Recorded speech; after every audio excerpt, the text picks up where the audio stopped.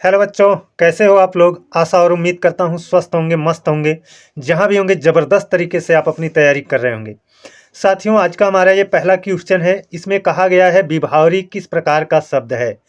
तो विभावरी किस प्रकार का शब्द है। तत्सम है, तत्सम है, तद्भव है, देशज है, संकर है। इन चारों विकल्पों में से आपका कौन सा विकल्प सही होगा साथियों। तो इन चारों विकल्पों में जो आपका सही है ना, वो आपका है तत्सम शब्द। ऑप्शन ए हमारा करेक्ट जवाब होगा। विभावरी तत्सम शब्द है, अर्थात संस्कृत का शब्द है। अब बढ़ते हैं अपने अगले क्वेश्चन की ओर। और ये देखिए अपना अगला क्वेश्चन है। इसमें कहा है स्वर ध्वनि के प्रकार हैं। जो स्वर ध्वनियाँ होती हैं दोस्तों, उसके प्रकार बताया गया है। यहाँ पर कह रहा है दीर्घा, है ना। दीर्घा नहीं होना चाहिए, दीर्घ होना चाहिए। प्लुत, ह्रस्व, उपर्युक्त तीनों। यानी जो आपका स्वर ध्वनियाँ होती हैं ना, वो आपका ह्रस्व स्वर होता है, दीर्घ स्वर होता है और प्लुत स्वर होता है।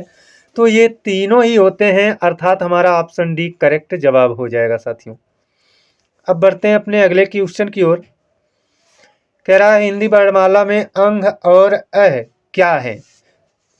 क्या है हिंदी वर्णमाला में ये जो अंग है, जो अ है, स्वर है या व्यंजन है या अयोगवाह वर्ण है या फिर आपका संयुक्त व्यंजन है। कौन सा सही होगा। तो इसका जो सही जवाब है वो आपका ऑप्शन सी है, अयोगवाह वर्ण।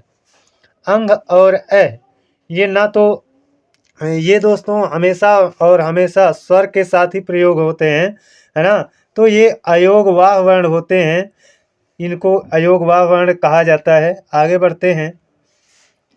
कह रहा है रबड़ छंद या केंचुआ छंद किस कवि की कविताओं को लक्ष्य बनाकर कहा गया है। रबड़ छंद या केंचुआ छंद किस कवि की कविताओं को लक्ष्य बनाकर कहा गया है। धूमिल, निराला, दिनकर, मुक्तिबोध। इनमें से जो सही जवाब है वो आपका है सूर्यकांत त्रिपाठी निराला। इन्हीं की कविताओं को केंचुआ या रबड़ छंद, है ना, कहा गया है। आगे बढ़ते हैं अपने अगले क्वेश्चन पर। कह रहा है राम की शक्ति पूजा के रचनाकार कौन है। राम की शक्ति पूजा ये जो रचना है, इसके रचनाकार कौन है। रामधारी सिंह दिनकर हैं, सुमित्रा नंदन पंत हैं, सूर्यकांत त्रिपाठी निराला है, मैथिली शरण गुप्त हैं। तो इन चारों में जो आपका सही जवाब है वो है ऑप्शन सी, सूर्यकांत त्रिपाठी निराला राम की शक्ति पूजा के रचनाकार हैं। अब अगले क्वेश्चन को देखते हैं। कह रहा है वा का उच्चारण स्थान है। वा का उच्चारण स्थान क्या है साथियों। दंत है या ओष्ठ है या दंतोष्ठ है या कंठोष्ठ है। तो जो वा होता है ना, उसका जो उच्चारण स्थान होता है वो साथियों ऑप्शन सी, जो दंतोष्ठ दिया गया है, यही हमारा क्या हो जाएगा, करेक्ट जवाब हो जाएगा, है ना। दंतोष्ठ होता है। आगे बढ़ते हैं। कह रहा है किस छंद में 6 चरण होते हैं। उस छंद को हमें पहचानना है जिसमें आपका 6 चरण होता है।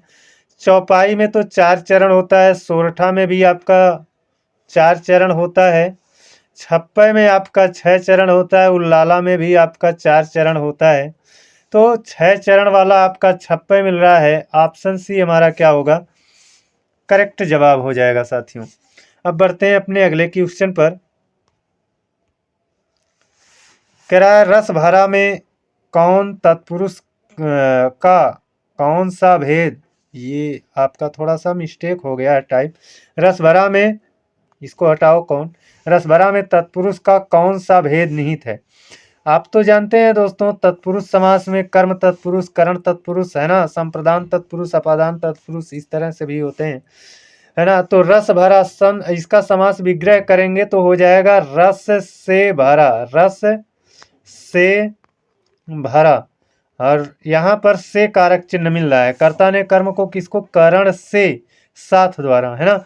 तो करण तत्पुरुष होगा, करण कारक का चिन्ह होता है से, और से का अर्थ यहाँ पर सहयोग के अर्थ में होता है, इसलिए इसमें क्या होगा, करण तत्पुरुष होगा। अब बढ़ते हैं अपने अगले क्वेश्चन की ओर। कह रहा है निम्नलिखित में अर्ध स्वर है।